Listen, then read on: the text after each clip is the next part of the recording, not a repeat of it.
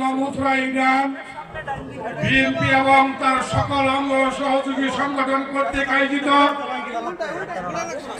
আজকে তারেক রহমানের ৩১ দফা কর্মসূচি, সেই প্রেক্ষিতে ১ নং উথুরা ইউনিয়ন এই উথুরা উচ্চ বিদ্যালয় এবং কলেজ মাঠে আয়োজিত অধ্যকার সম্মানিত সভাপতি উপস্থিত থাকবেন।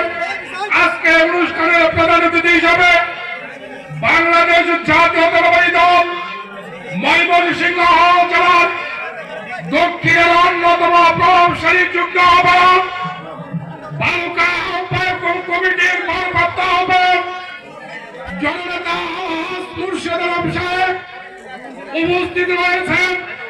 বালুকা উপজেলা আহ্বায়ক কমিটির সিনিয়র যুগ্ম আহ্বায়ক ময়মনসিংহ জেলার দক্ষিণের সম্মানিত সদস্য জনতা জনাব সালাউদ্দিন আহমেদ উপস্থিত রয়েছেন।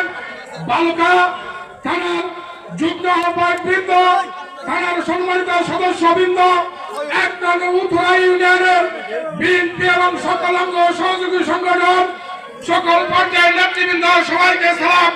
আসসালামু আলাইকুম রহমতুল্লাহি ওয়া বারাকাতুহু।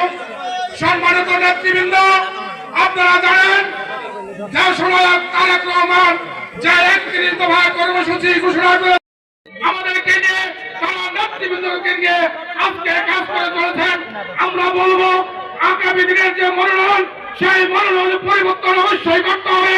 দেশনায়ক তারেক রহমানের প্রতি আমাদের উদাত্ত আহ্বান, সেই মনোনয়ন পরিবর্তন করে আমাদের এই মানবতার ভাইওয়ালা জনাব আলহাজ মুর্শেদ আলম সাহেবকে অবশ্যই দিতে হবে। সকলকে ধন্যবাদ দিয়ে আমি আমার সংক্ষিপ্ত কথা এইখানে শেষ করছি। খুদা হাফেজ। বাংলাদেশ জিন্দাবাদ। সকলকে ধন্যবাদ। আসসালামু আলাইকুম ওয়া রাহমাতুল্লাহি ওয়া বারাকাতুহু।